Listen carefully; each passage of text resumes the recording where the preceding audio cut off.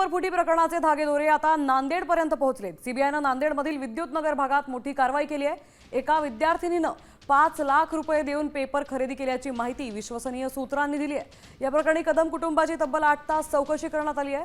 तर पुण्यातही अवघ्या 15 दिवसांच्या तयारीनंतर विद्यार्थिनीचे मार्क्स 120 वरून थेट 560 वर पोहोचल्यानं सीबीआयला संशय आलाय। या प्रकरणी सध्या कागदपत्रांची कसून तपासणी सुरू आहे। आपले प्रतिनिधी संजय सूर्यवंशी आपल्यासोबत जोडले गेलेत। संजय, काय अपडेट्स आहेत या प्रकरणातले आता पुढे? निश्चितच आता पुणे, त्यानंतर लातूर आणि आता नांदेड पर्यंत हे नीट परीक्षा पेपर फुटीचे धागेदोरे आता पोहोचलेले आहेत। काल एका नांदेड शहरामध्ये कदम कुटुंबियाची सीबीआयने जवळपास 8 तास चौकशी केली।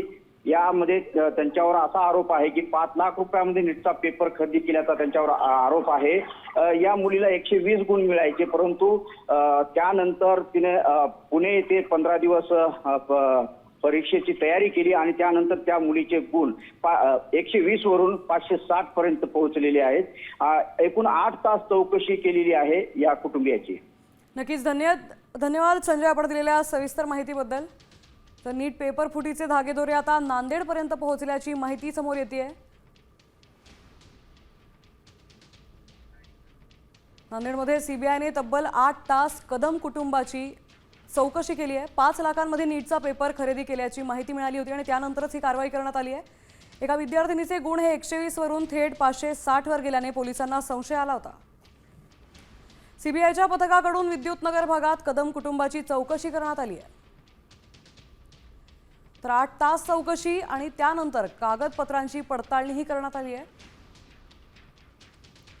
मुलीसाठी 5 लाख देऊन नीटचा पेपर विकत घेतल्याचा आरोप या कदम कुटुंबावर आहे।